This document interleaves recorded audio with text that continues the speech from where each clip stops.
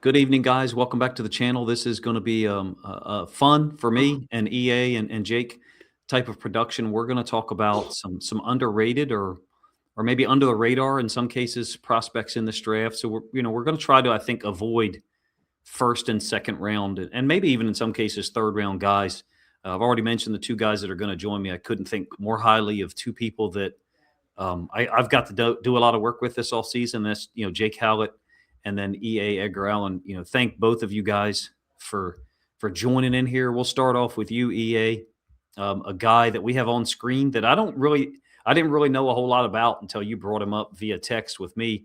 What did you see out of Bryce Boettcher that you think makes him either a draftable guy, 6th, 7th round, or just something that's an interesting story if he becomes a UDFA for the Ravens or anybody else?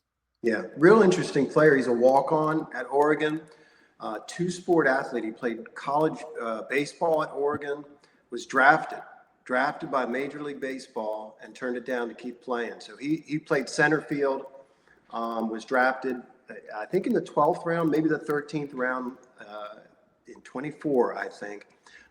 Wears the green dot, plays Mike linebacker. They mix it up a little bit where he's going to, see him playing Will. Really, really high football IQ. He's got, I guess you'd call it average or maybe above average speed, but he reads quickly and he plays fast. And the thing that struck me about him, and I was watching a lot of these day 3 linebackers, let's say, or the projected day 3 linebackers, he knows how to take on blocks. He knows how to take on blocks, play side, attack the play side of the guard coming to get him, let's say the offensive lineman, and get off blocks. And at the 3 or 4 guys that I watched, he was the one that did that. I think he reads stuff pre-snap, post-snap, great. Violent, very physical guy, not afraid to throw his body around. Even though he's slightly, I guess, smaller, maybe than you would like, I think his processing and his physicality stand out. They did line him up kind of in a hip alignment. They apexed him over tight ends, zone drops, these kinds of things. Sometimes that's hard for me to get a really complete picture on how much I like, but I really like him as a linebacker. And I tend to look for these sorts of guys, and it's probably I don't know what the right word is, prideful pursuit on my part, where every year I try to find 1 or 2 guys that nobody's talking about. So I was pleased to find him. I think he's going to stick for sure as a special teams guy, but I think he can play. I think he can get on the field and play defense as well. The whole two-sport thing plays into it because he, first of all, it's unbelievable to play high level. I don't think he played baseball in 2025 though. I couldn't find baseball stats for him. I think perhaps I'm wrong. I think he may have ran out of baseball eligibility at the end of 24, but I could have my information wrong there. But what I do know is at the same time that he was playing college baseball, he underwent a position change in football and went from a defensive back to an inside linebacker. That to me just makes this a super interesting element or aspect of the story for this guy who I don't know a whole lot about. I will say in the limited film that I saw, which was, watching some of the other players for Oregon or watching some of their opponents, does seem to be very decisive. And how much of that is his own quickness or just his recognition, probably a little bit of both. Seems super prepared and getting drafted. If he was to get drafted, even in the 7th round, how many people can say they were drafted in the NFL and Major League Baseball, separated by 2 years? That would be more than likely probably a UDFA guy, maybe a 7th rounder. But this is a great find by you, in my opinion, for what we were looking for. You and I, we communicated about 2 weeks ago about something along these lines, picking players that were under the radar, and this is a really good one. Yeah, he's somebody I like. I mean, that's one of the first thing I look for. It may be an old school type of linebacker mentality. Does he extend his arms? Does he attack play side? And does he find the path of the back while he's engaged? And he does. I'm excited about him. Yeah, I think I'm excited for people to watch him and see what people think of him as they do watch him, because there's plenty of Oregon tape out there. Undersized, I'm sure at 6'1". I don't know what the I don't have the site up now, but I think it's Draft Buzz does a really nice graphic. It looks like a spider web or of some sort, and the further to the exterior that web is for that trait, whether it's arm length, hand size, whatever, the higher their percentile rank. My guess is Boettcher, as far as a web on that site, would probably be pretty condensed down towards the middle. I think his testing wasn't bad though. 4.69 40. It's not bad. Mm-hmm. So I have it pulled up right here. It height is 31st percentile, weight 28th percentile, arm length 9th percentile, and hand size 9th percentile. That's all they have on this side right here. But you know, he's a smaller, compact guy, but there's something I love about the multi-sport athletes, because it just trains your body to do multiple things instead of just repetitive, you know, doing the same thing over and over again. And, you know, you guys were talking about how I think he plays center field.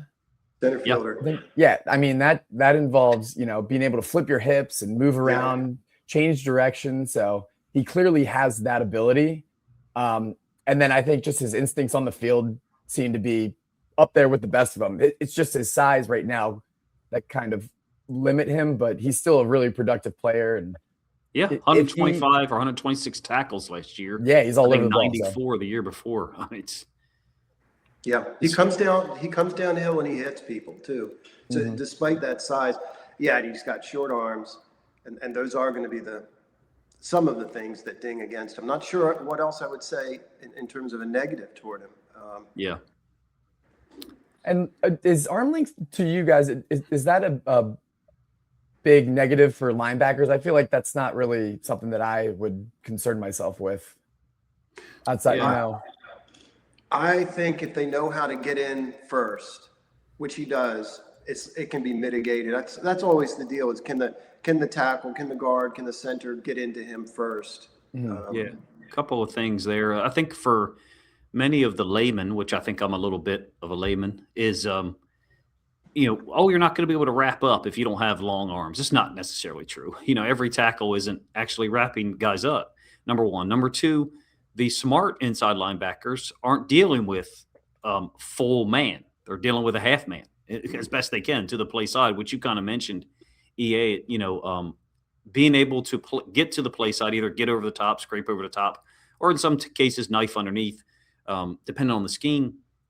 Again, I haven't studied him nearly as much as you have. The idea here is for EA, Jake, and myself to pick one or maybe even two players that we think are under the radar and give people a heads up about them. We've obviously got, in some cases, we've got film. In this case, for Boettcher, I do not, and it's my fault and my fault only. I'm the person who's tasked with getting film of these guys. I don't know, Jake. I think we're up to like 186 players at this point. So a lot. I don't feel too guilty about not having film of all of them, to be honest with you. But I'd like to get some film of him up on the site for anyone, myself included, who might be interested in checking him out. Yeah, we'll make sure we get some tape up. I know I've got a bunch of names that we need to definitely update. Yeah. Especially in these mid-rounds. There's so many mid-round guys in this draft that are so intriguing, and specifically for the Ravens would be great fits for us because we have so many needs across the board. So I didn't add all the guys that you had in green for Jake for the page, but we can see we're already up to, I think, 12 inside linebackers there. And that's not including Arvel Reese, nor is it including Sonny Styles or Jayshawn Barham, who guys that, especially in the case of Barham and Reese, are probably going to do a little bit of both. Reese, it sounds like, wants to major in playing and being an edge defender. I get it, fine. There will be times where those skills that he has are used because he has those skills. So it's really a bigger group on the site than just the linebacker. Button indicates. I like Boettcher. I think he's probably, my guess is, ranking wise, he's probably somewhere in the 16, 18, maybe even 20. Maybe that's too far, 20 for this group, but I could be wrong. Yeah, I saw him ranked 17th, but somewhere in there, 16 to 20. Yeah, probably. Yeah, I have the James Foster draft board up right now. He has him at 18 right now, position wise, and then consensus 156. Which is what you're saying, EA, that he'd be a draftable guy late. Would you like him? I wouldn't like him in the 4th or maybe even the 5th, but 6th or 7th, I think I'd be happy to get a guy with that kind of athletic ability.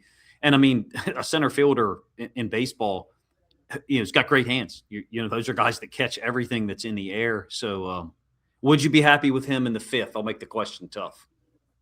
Yeah, I would. We've got enough. Assuming we still have four picks in the 5th round, and we do need depth at inside linebacker, I would. Someone sent me a really interesting email. I wish I could remember his name. 3 or 4 days ago, while I was still recovering from illness, and it was comparing the Ravens' 5th round picks in this draft to their how many 4th round picks did we have in the 2022 draft? Felt like $1 billion. 5, Yeah. right? I think it was 5, yeah. And I thought that was interesting. 4? Because I do see a lot of depth at multiple positions in this draft. I do see that there's a lot of, I think, Jake, you said it, mid-level guys who have talent. And so that's an interesting comparison someone made. When I find out who it is, I'll post it up in the description. That there's an opportunity there in the 5th round to gather talent. Could you draft an Isaiah Likely in the 5th round this year? No. Or a Charlie Kolar? I think it's possible. I really do. I think it's possible with the tight ends that we're going to talk about here in a moment. We're going to take a little bit of a detour. Go ahead, Jake. Sorry. I was going to say, this is the great draft to raise the floor at a lot of positions across the board, whether it's offensive line, D-line, tight end is deep. I mean, we've talked about the wide receivers in the past. There is a bunch of wide receivers available. That'll just raise the floor. Exactly. There's yeah. Too many. I mean, as far as like I would show the draft documents so people could see it, like how trying to track it. It's obscene. How many there are. Yep. But, and we're going to talk about Everette here, but corner is another one that's very deep with a lot of like experienced quality players that you can put in, and it might not be a Ravens move to do this late in the draft because we have Cone and Longerbeam coming back from the draft or the injuries, but just another raise the floor position where guys are you can play right away and not have much of a drop off. I like this guy. 56 games played. I think 41 of them are starts. Very, very aggressive. Good tackler. I have to say that. He's got. We'll get the bad stuff out of the way. Really bad rep against Dijon Stribling in off man coverage. Stribling catches like a little 5-yard route. Maybe it's an in cut and it's just gone. Everett is not able to close the space at all. I am a big fan of Josh Jobe. And so I think I gave the player comp of Josh Jobe to like 3 different corners, but they were all boundary side guys who are aggressive. Most people refer to Everett as like a zone coverage corner, and I feel like he was pretty good in some of those roles. But where I really liked him was playing zone from a pressed up alignment. He seemed to be pretty adept at deciding whether to punch with his right hand or his left hand, depending on the receiver's release and what he was tasked to do. I like him a lot. He's, he tested really well, by the way. He's 21 years. I got some notes. 21 years old, 4.38 40. I think the testing was pretty good overall. I actually have that page pulled up. Yeah. So Draft Buzz, everything's green or yellow as far as testing. The percentile ranks 64th, 61st, 63rd, 64th, 65th. The 40 time was in the 88th percentile. The height at 6'1" is in the 81st percentile. The vertical was in the 70th. So I would say good testing numbers. And by the way, if you're tracking along while we go over this or while you watch the video, I've moved towards, this was Jake's suggestion, more game film of players. And so, for example, like this is like a 3-minute long video of him against Tennessee in 2025. And then this is the regular season game against Alabama in 2025 as well, not the SEC title game. So do you guys, I think Everett has 3rd round talent, but I don't think he's going to be drafted in the 3rd round. I'd say probably late 3rd, 4th. I've seen some projections in the 5th, which I think is a little too far for a guy that's just good, at least to me. Coach, I watched those 2 games that you just mentioned today. What do you think of him? I think he's best, at least what I saw at the line of scrimmage. I saw him a couple times as like a flat defender in cover 3, really bite underneath and leave something behind him, that hole behind him, and the quarterback hit it both times. I don't know if he bit on the pump fake or anything like that, but sort of he would drive down on the route underneath him when he didn't need to. So I didn't get a sense of him in zone coverage outside of that. I like what you said about his offhand jam. I thought it's an excellent, something that to me that he looks proficient at, not that he's trying to do. He's not playing at that. He's kind of in that. And I thought he was excellent at that. And I'm just becoming aware of him in terms of watching him, but 3rd round sounds about right to me. Yeah, really good. I love when I've seen a couple of films now, even the Ole Miss film, even though, like I said, that's where Stribling beats him for a touchdown. He's really good at adjusting his stab or his punch depending on the receiver's release. Sometimes it's with the inside hand, sometimes it's with the outside hand. He seems really adept at it. I like his physicality. Him and Davison, however you say his last name, for Ohio State. Yeah, those guys seem similar to me from play style, but I feel like this guy's a little quicker. I feel like he's a little, but they're both really good against the run. But everyone knows about him because he played at Ohio State. I really like this guy a lot. He's the first player that I picked, as well as Josh Cuevas, who we'll talk about later, is a guy that I've been talking about for weeks. Yeah, Everette I remember him out of high school, was a very highly coveted player. I think he went to IMG Academy, ended up going to Georgia here. Senior Bowl guy, 6'1" and a quarter, pretty good arm length. And like you said, he plays physical. He's got some fluid hips, very fast, good acceleration and deceleration, which is huge. Tempo is good, yeah. Very good tempo, yeah. Good in press. So he's a guy that, in high school, you probably projected him to be more of like the 1st round guy, high upside.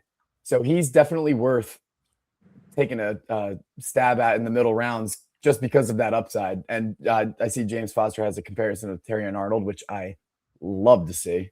I would definitely. I haven't watched much of him, but in the brief stints that I have, he's been really solid. I think I've gravitated now towards thinking about player picks and where they're selected. And so for me, I'll do it this way. If Daylen Everette is there with one of those 5th round picks, that's an A+ pick for me. I don't think he will be. I've seen some projections that have him there. I can't remember what the most recent are. 108 seems to be the consensus in the 4th round. Some as late as the 5th. I saw 2 from March last month that were in the 2nd round. I don't think I would see that, but I'll do it this way. If he was there in the 5th, that's an A+ pick. I don't think that's realistic. If he's there with one, how many picks do we have in the 4th? Is it 2, or am I thinking of the Lions who have 2? Only 1, I think, in the 4th.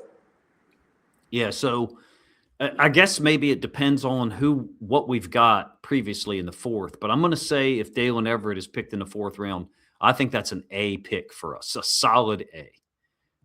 In the 3rd, I'm not so sure that I can say it's an A+ pick. I think in the 3rd, my guess, I would say B+, maybe a solid B. I think he's a really good player. I just think we got so many other needs that maybe someone of his caliber at corner wouldn't be the right decision or the right fit right now at 80. I don't know if I'm verbalizing that the way that I'm trying to, but what do you guys thought on that?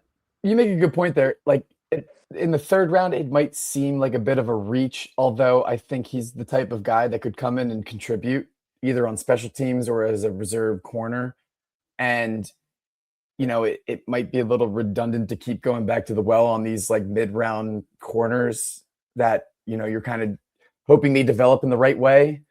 but it's never. It's always a good thing to have good quality corners. But to your point, I think at 80, when we're picking this high, and it is rare when the Ravens are picking this high, you got to just draft the best available guys. So I don't know if I see him as a top 100 guy, although he might be like a borderline, top 100 prospect overall. But I just think at 80, there's going to be somebody there that we see is a better, more impactful player that could contribute this year and help us win a Super Bowl this year, as opposed to Everette. Are you guys of the opinion that a trade back in the first round? I mean, I sort of feel that we need 2 third-round picks, in this draft. Maybe one of them could be more luxury, if you want to call it a luxury type pick, if you had the 2-3. But yeah, it's a weird year this year, and we try to identify the underrated players, and it's kind of tough because in the era that we're in with NIL, a lot of these guys who are projected 4th, even 3rd round, we saw half of the Oregon roster went back to school this year. It seemed like, yeah. It's kind of tough to find those guys that might be flying under the radar, but trading back would be ideal. It'd be probably tough to pass up on like a Venga Ioane, or if a Bain or one of the other offensive linemen falls. But if there's not a true impactful guy there at 14, you ideally would want to, but who is moving up to 14 right to take a guy that you don't see in your eyes as a top 15 player? So yes. It's weird, but I think it all depends. I think it's a trickle down, or whatever you want to call it, type of effect for some of the players we're talking about here. Well, in particular Everette, but even the tight ends we're going to discuss later. Who we take at 80 or in the 4th or 5th round is directly impacted by who we take at 14 and 45, right? If we take a McCoy at 14, which I don't expect will happen, but if we did, we're obviously not taking Daylen Everette in round 3 or round 4, so that's part of that process. But we're just trying to, we can't predict that. We're just trying to identify players that we like maybe more than other people do. And for me, Daylen Everette is one of them. Josh Cuevas will talk about it. Very easily could have said Jason Barham, but everybody likes Jason Barham. So, I didn't pick him here, but he's a guy that I think, everyone would like. Look at the corner. One more thing before we, go to tight ends for 3 guys in a row. Look at the corner group and we don't even have everybody here. You've added some guys, Jake, that I just haven't caught up to. I think it's a very good group here, especially the 2nd, 3rd, 4th round range in there. Mm-hmm. Julian Neal, Devin Moore, Everette, I think I'd put those guys all in the same category. Taco Davis, Will Lee, to me, is a little behind Everette and Moore, in my opinion, but other people have him ranked higher. I think it's a really good group at corner. I like what's there, to be honest with you, overall. I know the guys in our Discord really love the Washington guys. It was Cario Davis, and then I will give it a shot. Butcher the name. Ephesians, Epherison or something Ephesians. like that. Biblical. Yep. I watched a little bit of their tape. They are pretty talented, and considering the fact that they are so lengthy and tall, they move really well for guys that have that type of size. Both of those guys at 6'3", 6'4", or whatever look like the kind of guys to me that someone's going to take earlier than the projections. And especially those teams with comp picks at the end of the 4th. I feel like that's a great spot to grab some of these gifted athletes that maybe aren't as well known or popular, if you will. I think it was Cole Jackson the other day on their Ravens Collective show was talking about how it's kind of difficult to predict what the Ravens might do because we don't know exactly what their schemes are. But I feel like a guy like Taco Davis or the other Washington corner could be a fit mid-round. Just watching or seeing what Jesse Minter did with, Tarheeb Still and Cam Hart, drafting those guys mid-rounds, and they're quality starting corners for a top 5 defense in the league. That's where I think Everette is a great fit for what Mentor wants to do, pending, where we go with 14, 45, and 80, or like EA said, in a trade back. We're going to do tight ends 3 in a row here, right? Jake, EA, and then me. So what do we got here first? Oscar Delp? Oscar Delp. He's an interesting case here. So very limited statistics. Didn't really put up a lot of numbers in college, but he was a highly coveted prospect. I think it was down to South Carolina and Georgia, and he was kind of going back and forth. Ended up going to Georgia.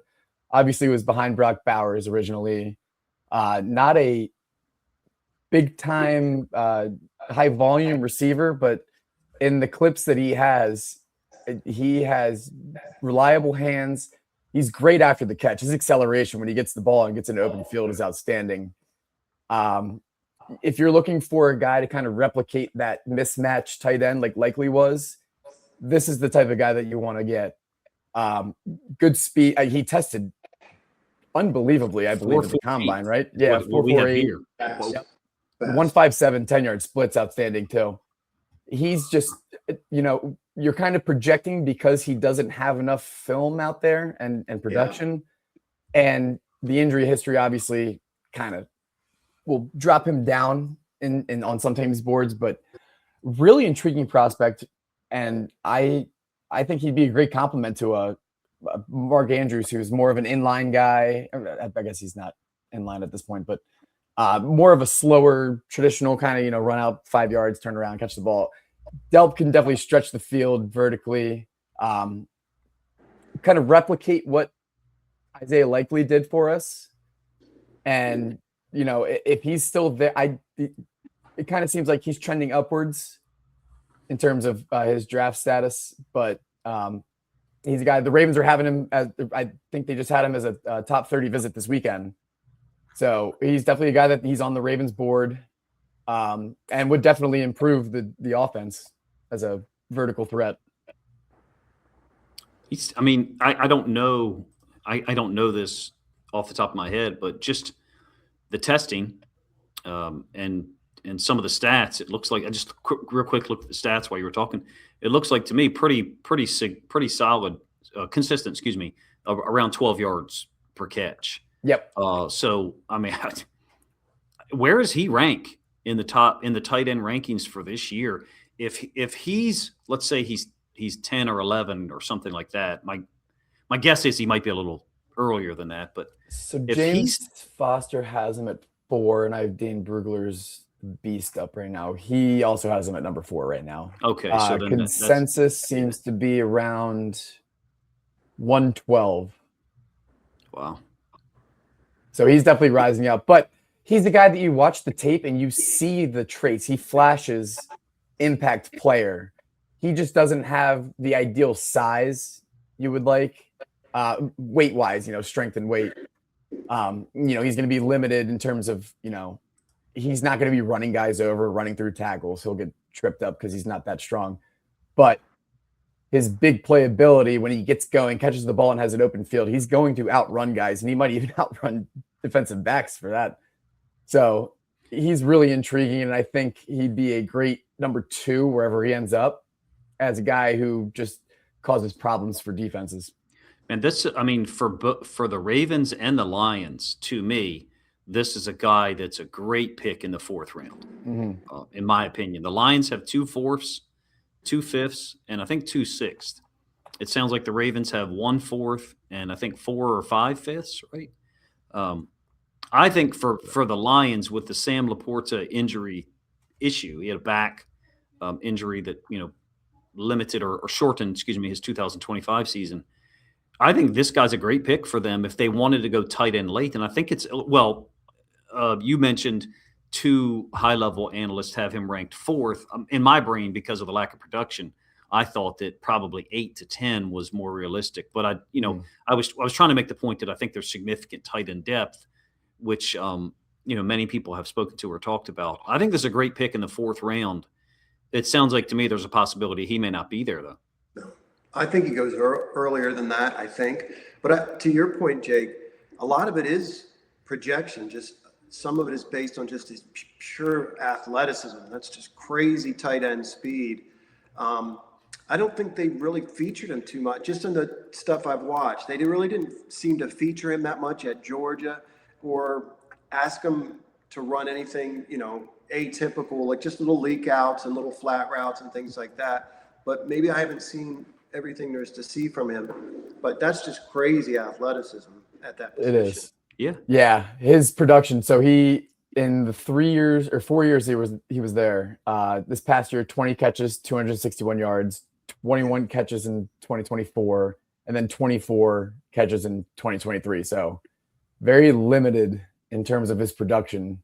But as we've been saying, it's the projection. Like, you watch the tape, you see what he can do well. How can you utilize his skill set in your offense? And I think he's a perfect number 2 complement to a number 1 tight end that you have on your roster.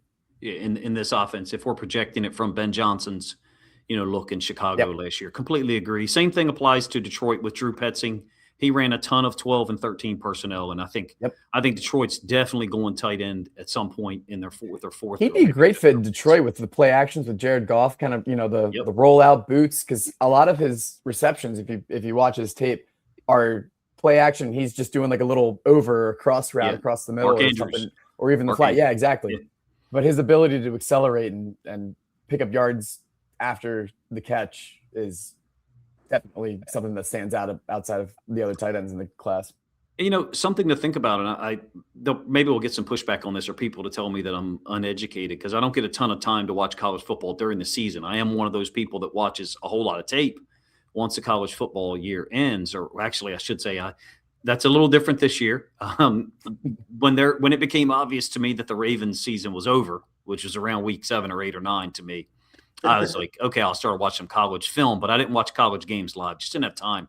I will say this. Since Todd Monken left Georgia, I have not been nearly as impressed with their offense. Excuse me. And their ability to accept. Well, people talk about Zachariah Branch and the route tree, some of the routes he does run and he does not.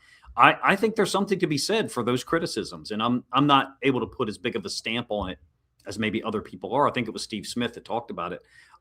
When I do watch Georgia's offense, I'm not nearly as impressed. I very rarely go, oh, wow, let me rewind that and watch that play design. It just seems pretty vanilla. It seems to me they run a lot of stuff, same stuff other people run. Maybe Delp, Branch as well, and others, will outperform their stats from college in the pros. I don't think Delp would have to be a contributor early in Baltimore or Detroit, to be honest with you. I think that in a number 2 role or even number 3 in Baltimore would be, a guy who could make some plays and get integrated into the offense. I think he looks like a really good, talented guy. It's a good find. Was a high-level recruit, though, right, if I remember? Yeah, number 51 overall and the number 1 tight end in his class. I also think the scheme when Monken left kind of took a dip. I think the quarterback play too has taken a massive hit in Georgia. Whether that's, I think post Stetson Bennett, and I will go on record saying I was a huge Stetson Bennett guy coming out of college. Not to say that he was going to be a great starter or anything, but he was just a very quality, high level college quarterback. And yeah, absolutely. Played Carson Beck was kind of for them, especially that last year he was there. And then this past year with Gunnar Stockton was not great. So what was the injury for Delp? I think you mentioned the injury. What was the injury? What type? Delp. So he completed every, drill that he participated in the combine, but I believe that they found out post combine that he had a broken foot and he ran a 4.48 with a broken foot. Whoa. Which is unbelievable. I could be wrong on that, but I'm pretty sure that's what happened. Hey, if you don't get, for those Ravens fans that want a Sadiq at 14, if you don't get a Sadiq at 14 and you can get a Delp at, I don't know. I mean, is it realistic to say you get him in the 4th with this type of testing? He could be in that 3rd round range, but it's kind of, we were talking about it earlier. What you do in the 1st round will kind of be a domino effect down the line. If you don't go offensive line, then you're going to have to address it in round 2 and you're going to have to address center at some point. So, second year in a row for me, I'll go on record as saying addressing offensive line early to me seems to be the way to allow this draft to flow the best. But it's an unpredictable process, and I like the guy, the talent there. 80 to me for Baltimore, I'm not sure about with all the other. But would you guys think that 80 would be an A+ spot for him? Go ahead, EA. Yeah. Yeah, I'd be okay with him in the third round. I would, depending on what came first. Right. I mean, he's a pass catcher. He's a pass catcher, and I think he's got a really high potential in that regard. And I think that he, just thinking while y'all are talking about him being brought in, there's a reason they brought him in. They like him. They like the fit, maybe with those other two tight ends a lot, with Mark Andrews and Smythe, let's say. I would be okay with him at 80 if, and this is a big if, we are able to address offensive line, whether that's in the first round or the second round. And, there's not another quality player that falls a little bit to 80. It kind of goes back to what I was saying earlier. Like, you're still in that range at 80 where there could be a guy in your top 50 that falls to 80, depending on what other teams like, or if they have another need, or this could be the range where we see the quarterback start going off the board too, outside of, Mendoza and Simpson. Like if a team likes Aller or whoever else is on the board. So some of those top quality guys could fall down into that 80 range, but if it's all hypothetical too, you never know. I agree. I would be okay with going Delp at 80 if we checked a couple boxes beforehand. I think it's going to be a very interesting dynamic. The end of day one, the end of round one, into the beginning of round two. This will be the third time that I've said it here in a video form. I think there'll be a run or a range of picks, maybe 12, 15, 16 picks, where the majority of the picks is edge defenders. I think you're going to see over a 12 pick period, 7 edge defenders taken, or over a 15 pick range or span, maybe is a better word, 8 edge defenders. I just think there's going to be a time period when they start flying off the board. And if that happens at the end of round one, near the end of round one, I think the trades to begin and for teams to reposition themselves at the beginning of round two, I think that's going to be a dynamic that we see. And that could have an impact on, the other positions. You could see some players pushed down the board if more edge defenders were taken. Maybe hopefully I explained that in a way that makes sense. If I didn't, let me know. Yeah, absolutely. No, it makes total sense. I think pretty much from where we pick at 14 until 50 and 60, you're going to see a bunch of guys go off the board, whether it's, Cassius Howell, who knows what his range is because he's value the size thing a lot. TJ Parker, who knows where he's going to go. Akeem Messidor, do people really are they worried about his age and his injury history? So it'll be interesting to see where all these guys go. But it could, to your point, push some quality players down the board to our pick at 45 and even at 80. 100%. All right, this is the second of 3 tight ends, I think, for us to go over, right? EA, you picked Sam Roush. I think the projections for him a little sooner than the other guys. Is that correct or no? I'm just going off where those mock draft simulators have him, which I'm not sure how accurate that is. Gotcha. But they have him. I think the earliest I've seen him would be the 4th. Consensus right now, it looks like 115. Okay. Big guy, right? Big guy, 6'6", 260-something, 265. Seen him all over the place. But you can see the vertical there. And also that 3-cone for a man that size. I'm not sure where that ranks. That seems pretty good. In terms of percentile, Jake, maybe, I don't know. But 60th percentile I got right here. Pretty good for a guy 6'6", almost 270. Yeah. Now he's a guy that's ready to play now. He's a weapon in that you can line him up in line. He's a legit blocker. Really takes that very seriously, this idea that he can block edge defenders in the run game and they use him to protect. in protection as well, but he's a legit blocker. Good technique, good hands, can raise up from his hips and raise guys out and drive his legs. I'm not sure, that the offense at Stanford featured him all that much as a pass catcher.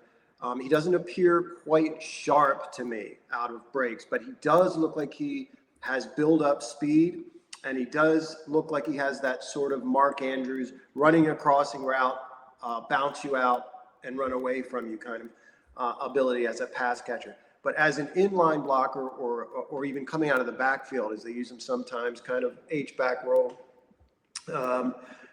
he's a problem and somebody that you have to account for in the pass game. But I think he's ready. I think he's a pro-ready tight end. In fact, I think he's Charlie Kolar now. And I think that was what occurred to me right as I watched him. Certainly a way better blocker than Charlie coming out. So you would love him basically you're saying you would love him at 80. Oh, no, I don't think so. But just for the reasons that we've discussed, it's like, well, what else is going to be there at 80? Did you know, I just read his bio on Stanford's website. Did you know that his great uncle is Merlin Olsen? No. From Pro Football Hall. No. Pro Football Hall of Famer. No, the Pro Football Hall of Famer, Merlin Olsen. Yeah, okay. I think it's the same one. Oh, really? Okay, I didn't know that. You're a little older than me there. No. Wow. Yeah.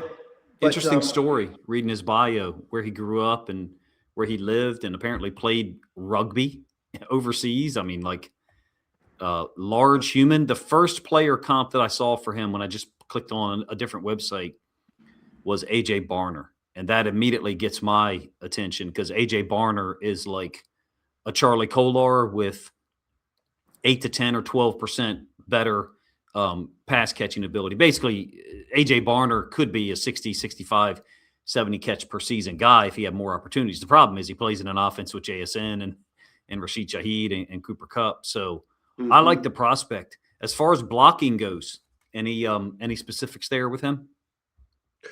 Just that he's used a lot in that regard, and he's a good edge. He can block the D end in the run game. He's going to struggle against certain edge guys in protection, but they used him a lot in that regard. He's also very, very active on the second level, kind of slicing and stalking these corners or linebackers. So very, very effective in the run game, very physical. Actually does have quite short arms for a man that size. That's a little unexpected, I think. I see that, yeah. Yeah, but I think he's, I don't know. It could be pipe dreamy, but maybe in a second, fourth round pick, or if we had one, or man, if he was in the fifth round. The thing about this class is there's so many good tight ends, and I honestly think we've kind of saved the best for last. In terms of the guy you're going to cover. Maybe not the best tight end, but probably my favorite for like mid-round guy. Yeah. What I like about Roush too, and sorry to cut you off there, but it's something about like the Stanford grads, the Kyle Hamiltons at Notre Dame, like they're smart individuals.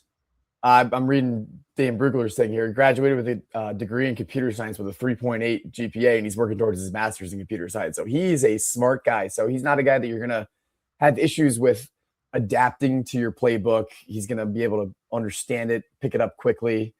Just seems, and, kind of going back to the Delp thing, he had 49 catches and, a little over 500 yards, but that's basically Delp's resume in the 4 years he was there.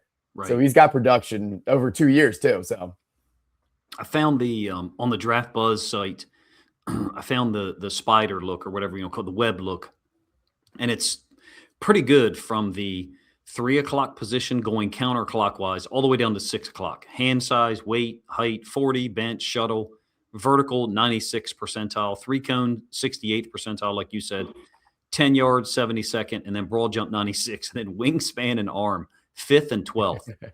So just, everything else independent of those two, great as far as the testing. For anyone listening or even you guys, something interesting to consider, or at least a little segment I saw on Twitter, was Joe Thomas, the Hall of Famer, former tackle for the Browns, talking about, the way that wingspan and arms is measured. And he even made reference to, hey, maybe somebody has a middle finger that's really short. And I was like, oh, wow, I'd never thought of that. So there was just a couple of really interesting tidbits he offered. That was one of them. As far as Roush goes, I agree with you. If we had a trade back scenario and recouped another, top 100, top 120 pick, it looks like a great option. Same thing for me applies with Delp. Him at 80, I think you said at EA, is dependent on what else is taken there. But as far as the player talent that's there, I think he's a little higher than Delp for me. Just from the limited stuff that Stanford ran the ball a lot, I thought they were dedicated. Well, it's Stanford, I know it's not the same offense as it was with McCaffrey and such, but for me, I have Roush a little higher. I don't know about you guys. He's definitely more of a complete player as opposed to Delp. If you're looking for more of like an inline guy, he can contribute more than Delp for sure. Draft Buzz has him at position rank 4th. So I haven't seen that in general. Him that high. Yeah. Brugler has him, Dane Brugler on his The Beast has him at number 6 behind Justin Jolie from NC State. So in that range of, he's got him 3rd, 4th round grade. So Deep that would group. it's a very deep group, and it's all like right there in that 3rd to 5th round range. It seems like. I don't know if it was one or both of you guys. I had talked about or messaged like, hey, we should do something on just the tight end group because it's worthy of it. There's so many. Yeah. Well, it's almost like we were talking about this earlier. It doesn't in hindsight feel very forward thinking of the Ravens to have signed, looking ahead to this year's draft, to have signed Mark Andrews, when it's almost like you could take 2 of these guys, move around and take 2 of these, maybe not these specific guys, but 2 tight ends in this draft. Yeah. Get that production, I think it's a great point. I think that's a great point. Some people may not like it because, Andrews has been around a long time. He's made plays, and he'll probably continue to make plays. Mm-hmm. I expect him to succeed. But to your point, the salary commitment, although the contract, I think there was a little, they were trying to be slick, weren't they, in allocating some of the money? Yeah, they tried to last year, right? 25? I don't know if it's as beneficial to the Ravens as I originally thought it was, but he's a Ring of Honor guy, so I don't know if EDC kind of got emotional with the extension or whatever, but who knows? But if you look at the Ravens' history, when they draft 2 tight ends, usually works out pretty well for them. Dennis Pitta, Ed Dixon the one year, they had Hayden Hurst, Mark Andrews. So whoever they draft second is going to be the best tight end out of this group. Would you like to see 2 tight ends drafted in this class? I would. I'll be honest. Yeah. I'd like to see 2 tight ends taken. Absolutely, because I think who's the guy they just signed? Smythe. He's gonna take that Patrick Ricard role as their flex fullback kind of tight end type guy he's really good at blocking. And then kind of work towards the future of this tight end room. Andrews is obviously at the tail end of his career, I believe. You're going to get what you get with him, but you kind of have to look into the future and project like, all right, who are we going to have down the line here? And with Smythe, he's on a 1-year deal. Andrews, who knows? He's not as productive as he used to be. So who's going to be your next 2 guys? And you got to factor in the cap thing too. So getting 2 quality tight ends, especially in this draft, can't leave them out on there. Rookie contracts. Yeah, exactly. You got to start building towards the future. This is borderline ridiculous, in my opinion, how much tight end talent there is. To that point, Josh Cuevas is up until before the testing period. Some people had him as a 4th, 5th rounder. I think talent-wise, when you watch the film, that sounds about right. But the testing, For those of you that are watching, two points. Number one, number one, there's a significant amount of film that you can go watch on the site if you want to. DraftSignal.pro, which I didn't promote at all, but the idea is you can watch game film of him against Florida State. You can watch game film of him against LSU. It's not all catches and targets. Sometimes he's running a route and he's not targeted. Sometimes he's running a route and he's not open. Sometimes he's blocking on a run play. We want to give you the option or the ability, I should say, to watch film on your own and make decisions, evaluations as you wish. That's point number one. Point number two, on the Draft Buzz website, as far as the web percentile rank, man, this is different than Roush. I mean, going from the 3 o'clock position counterclockwise all the way around. Percentile rank 39, 24, 21, 80. That's his 40. You're in a 4.65. 39, 50, 63, 20, 49, 69. This broad jump. And then 31, 31st percentile for wingspan, 5th for arm. So I guess that's why his projections drop, because if you look at where he's taken on mockdraftdatabase.com, it's February and March, there's 4th round picks, 5th round picks. And then in the last 2 months or last month and a half, it's 6th and 7th. So I get, man, if we could get a Josh Cuevas in the 7th round, I'd be ecstatic. If we got Cuevas in the 7th and like one of these other guys you've talked about in the 4th in a trade back scenario, or in some unforeseen circumstance, those guys drop to the 5th, I'd be ecstatic. How about you guys? I like this guy a lot. I think, to me, he looks like a starter in the NFL, and he's really dangerous after the catch, super slippery, He breaks a lot of tackles, is physical, even though he's a little lighter maybe than some of these other tight ends. Yeah. But man, I just do not, and it could be just me, I do not see what I'm missing on him. I don't know, Jake, have you watched? Because you're watching the film. You're watching the film, and that's what I'm doing too. And that, it seems to me to be a pretty clear drop in his projection, post combine stuff as far as the testing, I guess. Because I agree, man. The route, the 2 times I've seen him targeted as a backside X receiver, he beats one of the inside linebackers for LSU on like an out and up. It's a really great throw by Simpson. And then there's another one. It's like a comeback route to the outside. It's not, I don't think it's on our site. I don't think it's against LSU, because he had a drop against LSU on one of those, but it's against Florida State. He had a drop, excuse me. Someone else, I can't remember right now. Forgive me for that, but it's a catch. It's like an outside release down to 10 yards and then bring it back to like 7 to the side. And he makes the catch. And I'm like, that looks like a refined NFL level tight end doing that. I think he's a really good player. And for him to be a 6th, 7th round pick, man, Detroit, I think, would love him in that spot. Baltimore too. Yeah, Coach, he runs better routes, doesn't he? He's asked to run more routes than a lot of the guys that are projected ahead of him. He's a route running tight end. Yep. They line him outside, inside, number 1 outside. Good, like I said, good after the catch. I like his talent. I like his refinement, and I don't think he's a bad blocker. I mean, there's times where he stays on guys on the backside of a play, and then a running back ends up like looking for a lane and then brings it back underneath. And because he's doing his job on the backside of the play, the running back's able to, even get a 3, 4, 5 yard gain where there was nothing available. I liked his blocking effort. He's got the whole short arms thing. So NFL front offices, their job to evaluate it. Who gives a shit what I think about it? But I think he's a really good football player, as someone who lines up all over the place, and would love to see him picked in the 6th round for either Baltimore or Detroit. I don't think Seattle's only got 4 picks this year. So their focus, their windows are very tight, small, if you will. Some of the Dane Brugler notes that he has on here, he gets comments from NFL scouts and stuff like that. Competitive finisher as a blocker and ball carrier. So he's got the toughness there. Experienced aligning as a fullback and a lead blocker.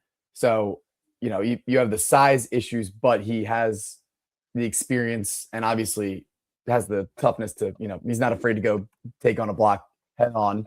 And then here's a quote from an NFL scout. Great locker room fit. He loves his teammates and his teammates love him. He's a willing soldier, which that gets me fired up right there. You want those kind of guys in your locker room. Sorry, I had my mic muted. The one thing I was just thinking about, and I want to remind each of you about it, but myself as well, is for next year's website, I want to make sure that our evals have dates on them. Because I was just remembering Roush reading an eval when EA had first texted me about him. I read an eval of him on some other site. It wasn't Draft Buzz. And when I read it, I was like, this isn't the player that I'm thinking of. And then what popped in my mind was maybe somebody wrote this like before the 2025 season. So like when we do this next year, on some level, I'd like to have the date in here somewhere so that there's an idea of maybe we even do evaluations of a player before the 2026 season and then after, so just something to think about, because for some of those other guys, maybe not Delp because he was such a high recruit, but for Roush, the production was predominantly last year in 25, I think, right? 49 or 50 catches. Mm-hmm. Yeah. I'm a big fan of Cuevas. He's one of the guys, along with Jalen Husky, that I think is an NFL player and I think is going to have a career in the NFL. How long? The average career's, not very long anyway. There's more Josh Cuevases and Jalen Huskies that come out each year. But these are the guys in this draft that I think are maybe undervalued or underprojected, if you will. Cuevas is one that I think is going to stick around. I think he's got the ability to do so. And the whole fullback thing, what was funny is I saw him line up at fullback some, but then it was a pass play oftentimes. Yeah. So I want to see some stuff. If anyone, maybe I just need to go find it. Fullback plays where they're running the ball, because that fits with the Bears scheme a lot, what they did last year in Chicago. Well, the scheme that presumably he's bringing from Chicago, right? Tight ends that play fullback. And I think, now we're seeing more and more of these Ben Johnson, Sean McVays, Kyle Shanahan type coaches spread across the league and get hired. They want, I guess the Ravens were kind of the pioneers with the Kyle Juszczyks of the world, the guys who can block, but also are threats as a pass catcher. I think those are going to be very valuable going forward as more and more teams, move into this, he's half tight end, half fullback. Guy can block, but he's also, elusive in the open field as a pass catcher. I think there's something to be said about roster flexibility as well. If you carry 3 tight ends and no fullbacks, but I know Ravens fans, we've thought about that for the past couple of years with Ricard. Like, he's just an inline, or not an inline, but just a traditional fullback. Is that really something that you can afford to do in today's NFL? It's a good thing they took his role, basically once Roman kind of left. But I think it was even as Roman was still here and moved and actually played him at some tight end. So so he actually did have snaps lined up as a tight end, even though position from a personnel standpoint, he's considered a fullback. I'm talking about pre-snap. I think that's where, on the defensive side, I know this will be the second time talking about Jayshon Barham, but Barham being a hybrid edge defender / inside linebacker, I think does the same thing for your defense. Similar to Malik Harrison. I made this point in the Discord, I think a couple of days ago, that Malik Harrison, you could carry one less either inside linebacker or outside linebacker because he could do both. And I think that applies to Barham. So it's super important, especially as a GM, if you're looking at it as, if you have 2 problems and you can address it with just one guy. Exactly. That's huge. That is huge.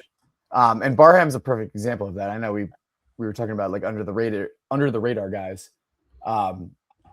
He's going up boards because he has that positional flexibility. He can play inside. He can play on the edge as a pass rusher with explosiveness. But being able to kill 2 birds with one stone is huge. And Barham plays every snap like it's the last game of his senior year, and he doesn't have any eligibility left. Yeah. He literally plays like it's the last. High school kids.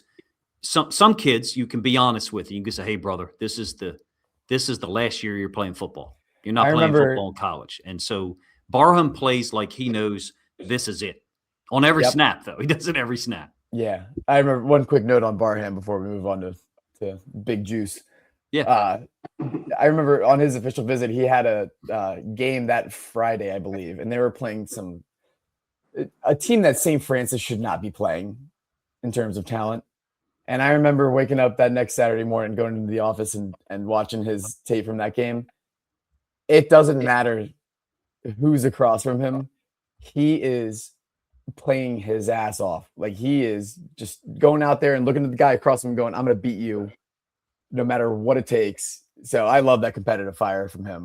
I think everybody, I have a unique situation because I've, done so many Lions videos, so many Seahawks videos that I follow. And then, in many cases, they refollow me, Lions and Seahawks fans on Twitter.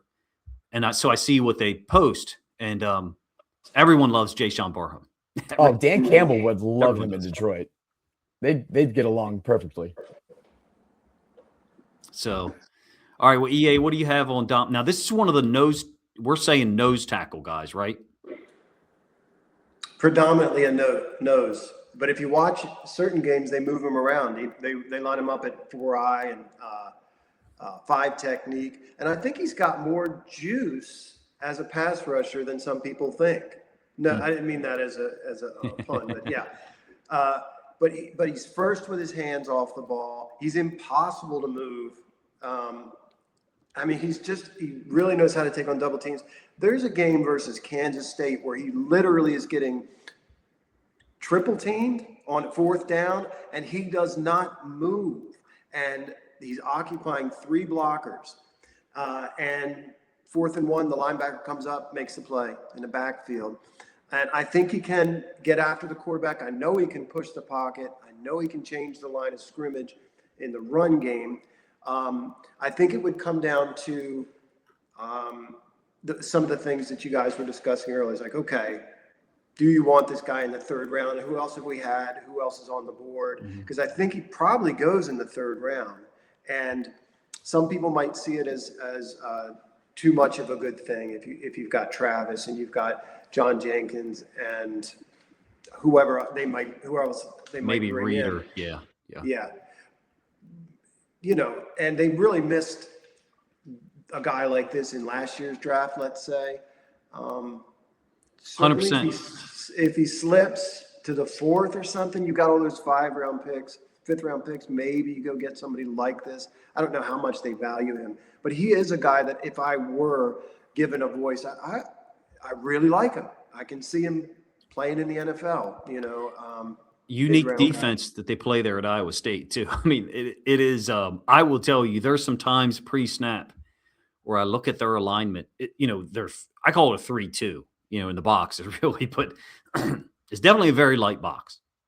But it's light box intentionally, number one.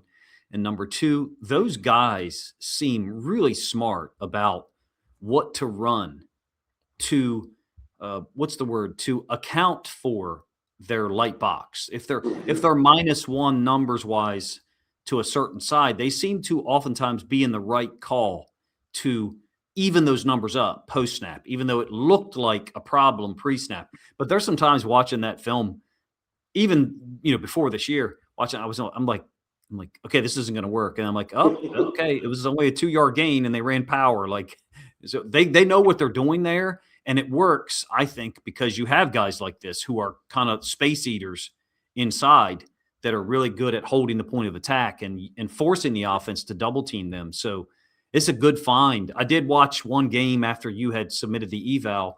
Again, I wish we maybe dated them. From here on out, we will. You had done the first eval on him, and then Omari Brown from Twitter did one as well. I think he's a Jets guy. I did go back and watch one game, and I liked him as well. As far as 80 goes, like you said, I think it would be if we recouped another top 120 pick, then yeah, we would love to go get. Do the Ravens have so many needs that they have to go defensive line in the first 3 picks? Yeah, I was going to say, how dedicated are they to the point where they're chasing that position? To me, it's definitely not as strong a draft. And as last year, you mean? Yeah, and if you go early like that, there's a sense that you're chasing that position, and I'm not sure they go. I don't know. What do you guys think about early D-line guys? I mean, I haven't watched a ton of the guys that you're talking about in the first, second round, is there anybody worthwhile? Probably not in the first round, but early. Coach, can you pull up the big board for D tackles? Because I think he's pretty high up there. To your point, it's like the positional value. How early do you want to take a D tackle? Is he that much better than a guy who, like CJ Okoye? To say, hey, we'll take you with the 3rd round pick. Or do you sit there and say, hey, we have, Okoye or even bringing in a guy like Reader for cheap. Yeah. And then address something else. But he's really intriguing. He's a big guy. He can hold, anchor down, unfazed by, double teams. In an ideal world, you drafted last year. He's able to help our defense in 2025. But I like missed out there. I like him. Yeah, exactly. I don't know if I'd go, 80. I think maybe I don't know, Grayson Halton. No, we probably have him. We probably have him a little too early here. He's probably better suited down here in the 3rd. Mm-hmm. I'm a huge fan of Christian Miller from Georgia. I am too. I think he's a spectacular player, but that's a guy to me that you're picking at 45. You're not getting him at 80. No chance, in my opinion. I'd be happy with him at 45. I'll be honest with you. Yeah, super, super talented, big, physical. The production maybe isn't there. Getting a DJ Reader in the door, in the building, I think helps us a lot. Maybe it's intentional to do it after the draft. Maybe they've got something figured out. I would advocate for that. Having said that, I still do like some of these guys. I really like Christian Miller. I do like Grayson Halton, but I don't know if I like Grayson. I don't like Grayson Halton at 45, 80, maybe. Potentially. But I don't think he's I don't think he's in the 4th. I don't think he's there in the 4th, Yeah, 80's interesting for him. I'm not sure he offers that much more than Peebles. I don't know. I don't know if he does. For next year compared to, gotcha. If Peebles was in this draft, where would he go? Probably around the 3rd round,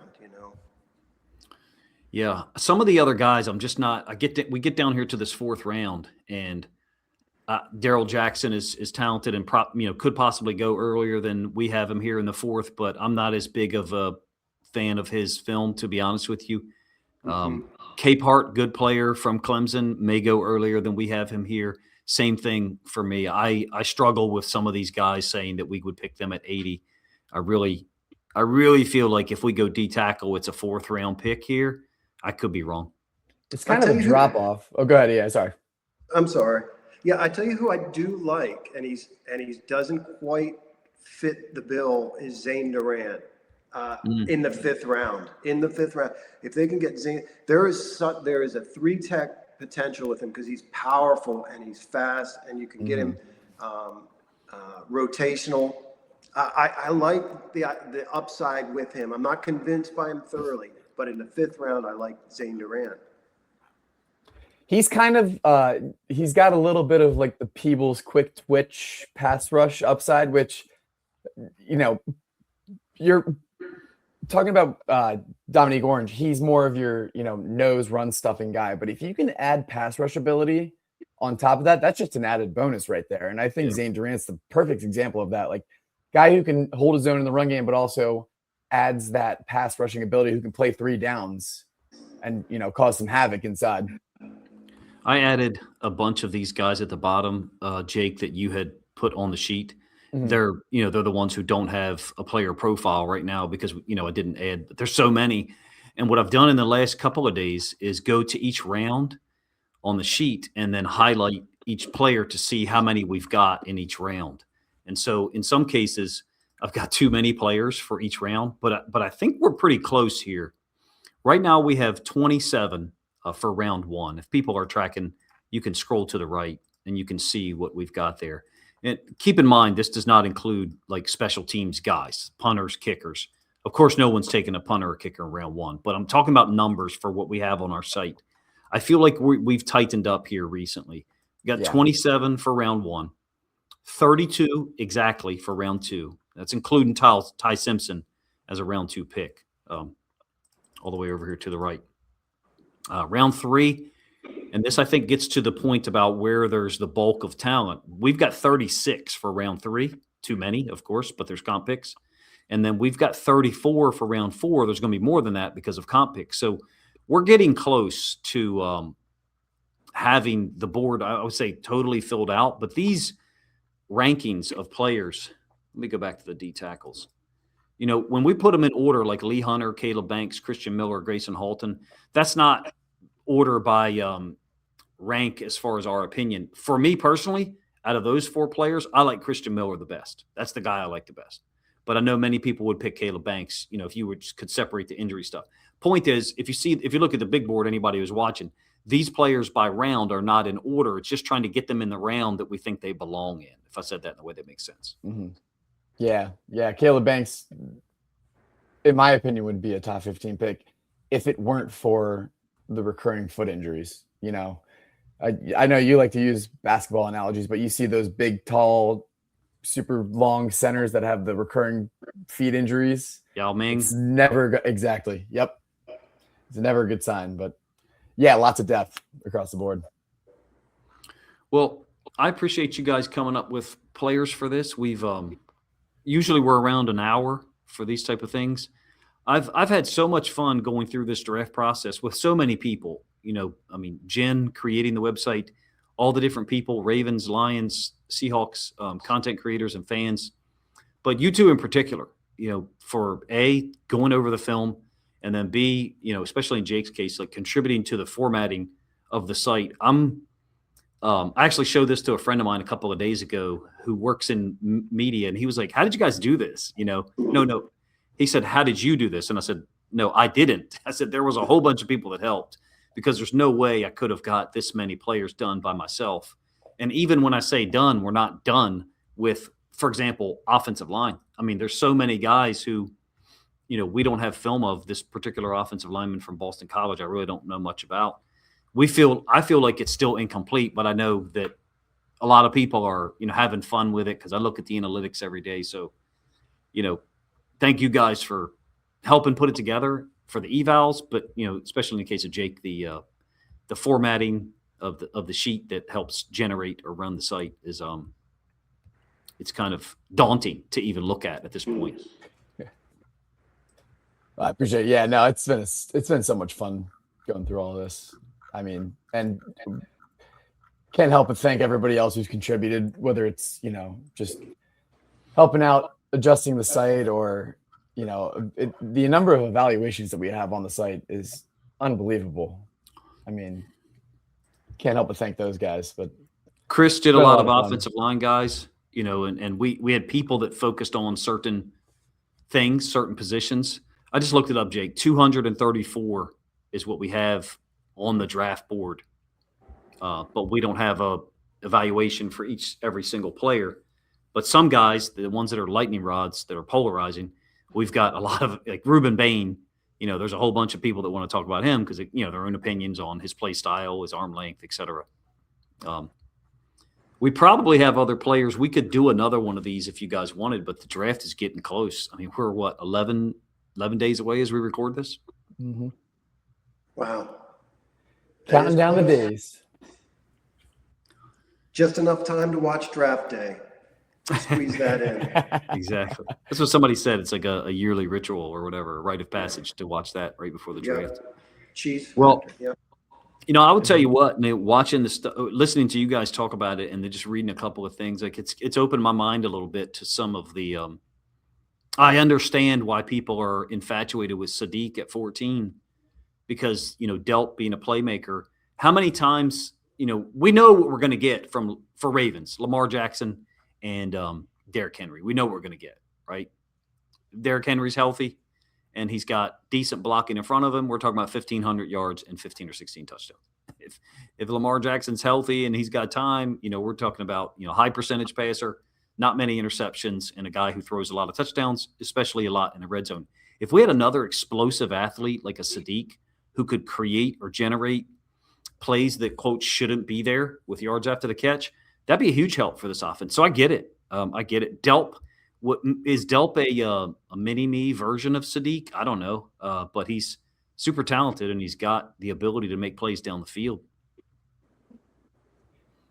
Yeah, I think the biggest thing for the Ravens in this draft is finding guys that will be able to contribute early because, unlike pretty much every single team in the NFL history of hiring a new coach, outside of the Bills this year, we're still in a win now mode. Like 100%. we're still trying to win a Super Bowl this year. So are you drafting a guy like a Sadiq who's going to be a tight end 2 with, Mark Andrews, obviously number 1, or are you going to get a guy like a Venga Ioane, or, if the Miami tackle, Malaga, yeah. Like if he falls, I think he's more of an impactful guy. He's going to make our offense that much better than a guy who is going to end up being a tight end too. So I'll leave it at that. But if you had a first round pick right now, ideal situation, who would you go? Okay, so I don't think I want the Ravens to pick a tackle that can play guard and then move to tackle. That's really what I would like to see them get. I don't see anybody in this draft early that I feel like, well, that's a guy I want to jump up and get. That's a guy I have to have. The guy that everybody wants, everybody knows would fit, everybody knows work is the guard from, Ioane. And I'm going to say something that's not very popular. I kind of like Max Ioannidis. I said his name wrong. Ahina 100%. Yeah. But that guy, I'm drifting toward him as, he's not ideal, but I think he could be the best tackle in this class in a year.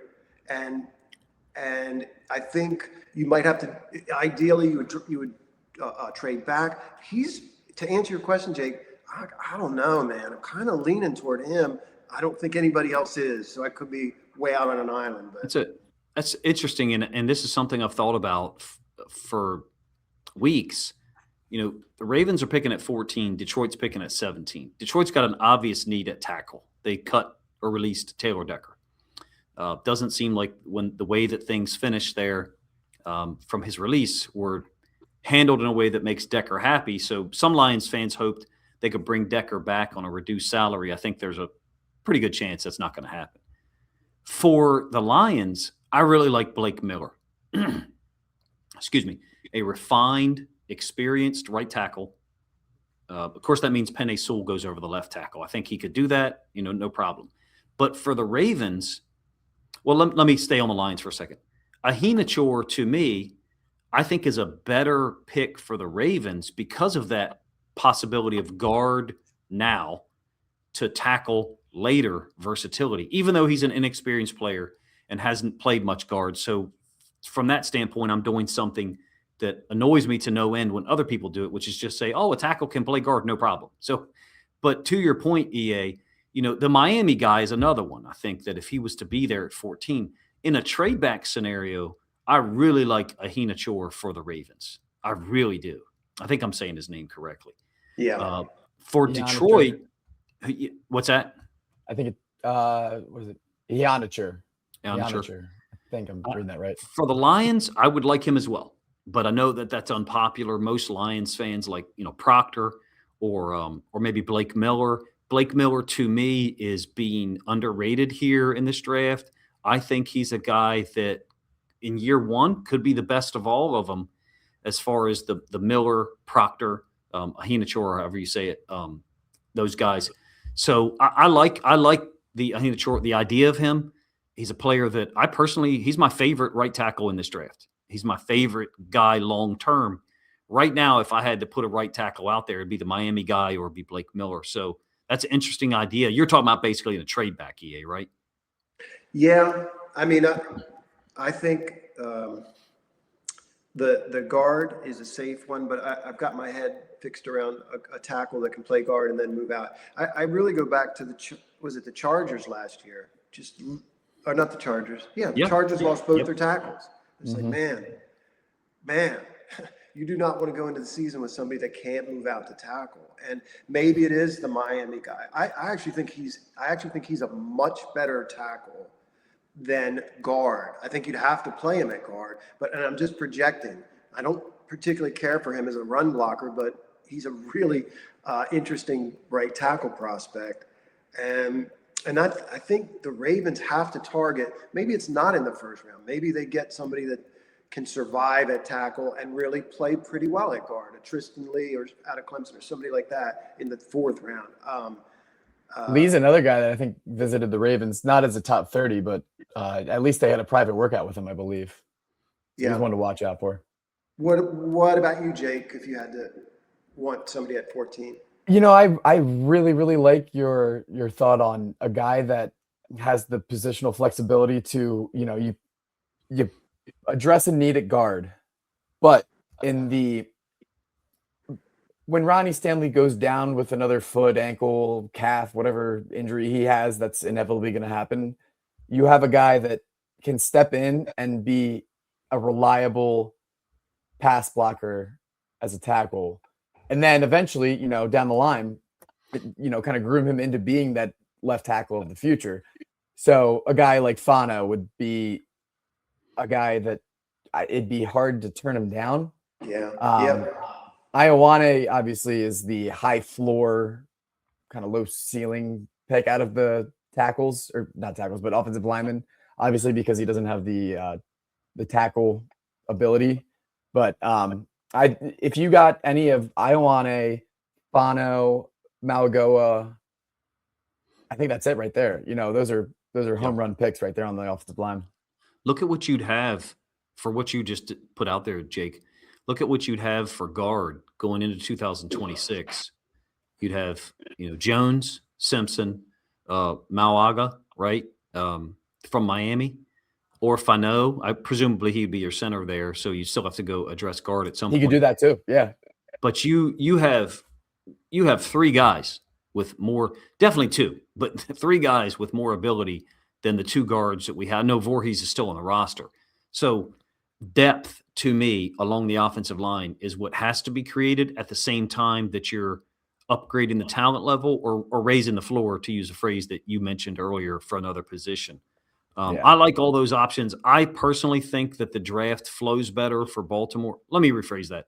For me, going through mock drafts, things flow better when I go offensive line early. But I understand that crazy things happen. Ruben Bain, especially with what's come out this weekend, you know, could be there at 14. The Ravens just, you know, took Mike Green a year ago that surprised everyone. You know, so crazy things can happen, and the Ravens have got to have contingency plans. I expect the trade back options to flow in. I think the phone's going to start ringing after 12. I said this on Ken's show last week. I'm not sure if he's put that out yet, but I expect the phone to start ringing after pick 12 is made. Basically, I think for the Detroit fans, I've been reading a lot of the insider, you know, speculation and things that they're hearing. They really, really like Caden Proctor. And with a lot of these teams that are drafting later in the first round, there's going to be a lot of movement from those teams, you know, Patriots, Eagles, Lions, whoever it may be, 49ers even, to move up and try and get one of these linemen. And I think Ian Otcher is another guy that's really flying up boards. Yep. Yeah, I remember watching, you know, some of the film during the NFL regular season and thinking, who is this guy? Like, he's really good. You know, he played well against Texas Tech. That's well documented. Mm-hmm. So, you know, for me, as far as the other talent that's there, Bain, Sadiq, Jordan Tyson, who looks like a fantastic wide receiver, and you know, injury issues are pretty obvious. There's no reason to address it by me. I feel like things work out better when you address offensive line earlier in this draft. Maybe that's overreactionary on our part. All three of us are. Mine initially is that we're just thinking back on how terrible the offensive line was in 2025, and people are going to disagree, and they continue to do so. We were terrible on the offensive line early in 2024. We were awful in weeks 1 and 2. We did not have an NFL caliber offensive line out there. We did not, you know. And after week 2, we should have replaced one, if not two guys. In fact, they did eventually put Roger Rosengarten at right tackle. So point being, our perspective on the offensive line need is possibly weighted or skewed somewhat by our experience watching Lamar Jackson deal with, you know, a horseshit offensive line for the last year plus. Hey, I apologize to every Giants fan that may be watching right now, but having Daniel Falele and Evan Neal as your two potential guards, I mean, if that were the Ravens' two guards, I might want to throw up before every game and then during every game. It just another team that might be offensive lineman early. Just throwing that out there.